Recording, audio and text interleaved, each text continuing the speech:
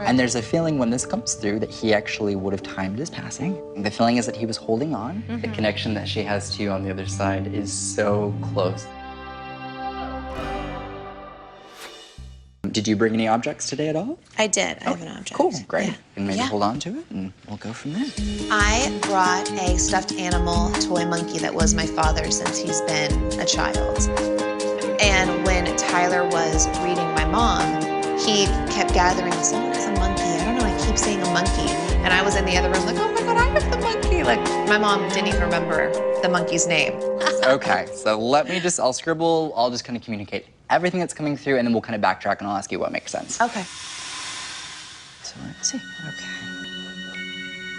There's a feeling that comes across, and it is in reference to Dad's passing. There's a feeling of not having full closure of like being actually to be there in the moment of passing. There's a feeling of like, I don't want you to be here when I'm actually passing away. It's like, I for your sake, I want you to just not have that in your memory. It's interesting, because he passed when they weren't there, I think. And there's a feeling when this comes through that he actually would have timed his passing. The feeling is that he was holding on and he was waiting. Right. And that would have been done with purpose and with intention. Yeah. His parents didn't know he was dying. Right. He just kept it a secret, so he wanted them to come and see him. Right. And then he wanted to say goodbye to them and like say goodbye to all of us. And then after everyone left, he ended up like passing away. And that was his way of having closure. So please know that. Aww. This was my dad's stuffed animal since he's been a baby. Right. And he always kept it in his closet, just always had it. Right. And when he was dying, we had a hospice at our home, and he kept asking for the monkey. The monkey's name was Jocko. And it was in his bed like when he passed away. It's something I've had since he's passed away, and I've kept it with me at every house that I've had or whatnot. So it's, you know, like really sentimental to me. There's at least 3 people they're having me bring up, but I'm gonna figure out where we're going. They're having me talk about Dad now a little bit.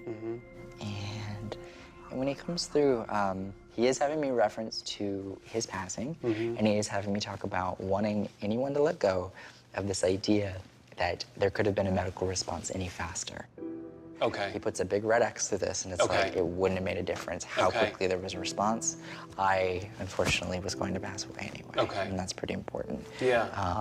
I feel like there wasn't a very, in fact, I'm sure there wasn't, because like it was a sort of a backwoodsy-ish type area of Texas, and so somebody came upon him. And so it's just been, it was a solo crash too. He was alone, he was the only car. But no, there was no other party. Yeah, so it's just his way of acknowledging that it wouldn't have mattered. Yeah, Got it. nothing could have been done. Thank you. Your mom gives me this feeling of almost like I don't have enough time to really think about what I'm about to face. And that's what makes this so hard.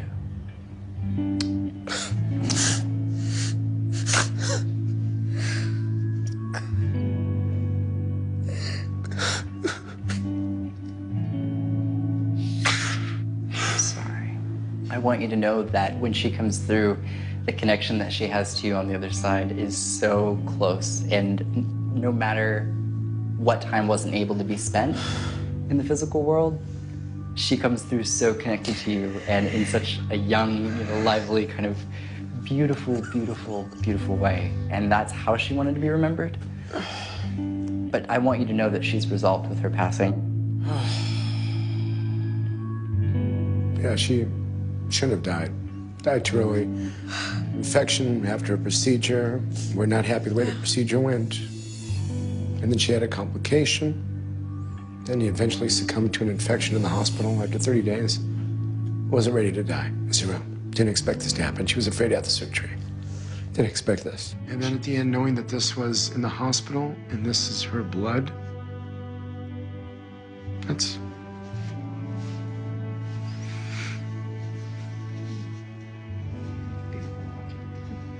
So it's intense. You know, I miss my mom. But what's interesting is I have 2 distinct energies that I need to kind of highlight. And one I would view as being, you know, very maternal, and the other is very paternal. But they come through separately, not together. Dad's side's kind of trying to pop in. Do you have anyone who has any New Jersey connections on your dad's side? Yeah. Yeah. Okay. My grandmother on my father's side lived in New Jersey, Right. and my father was from New Jersey. Okay. I don't know. Sure. No problem. So We'll work with it. Yeah. Okay. The thing I want to mention is that he comes through as like dad. So is your father actually passed away? Yes. Okay. There's two James I have to highlight that I want to mention, but it's connected to that. My two James. I don't know about the second James, but my father's name was James. Okay. There's an acknowledgement that this man has a very close connection to you, but he's had a closer connection to you on the other side than he ever got to in life, in the way that this comes across.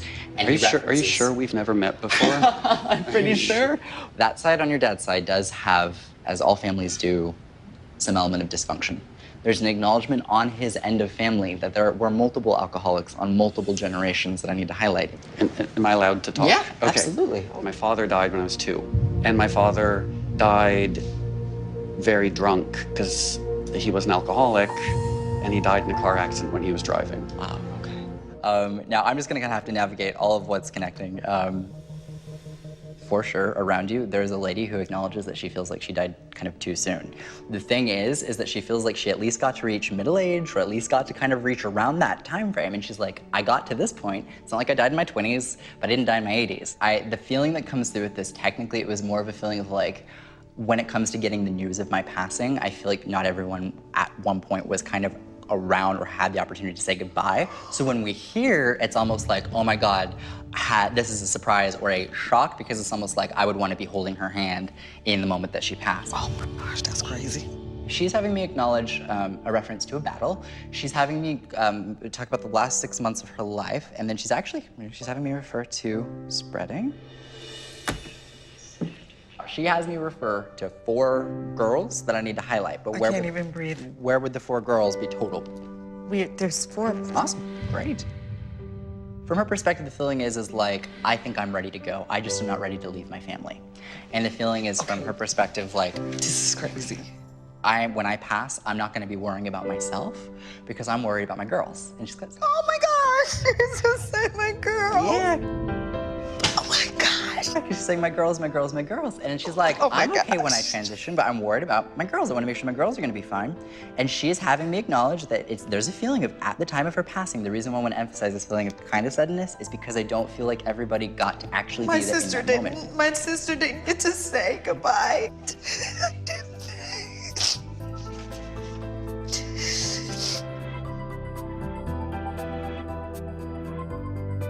And so she just never got to say goodbye.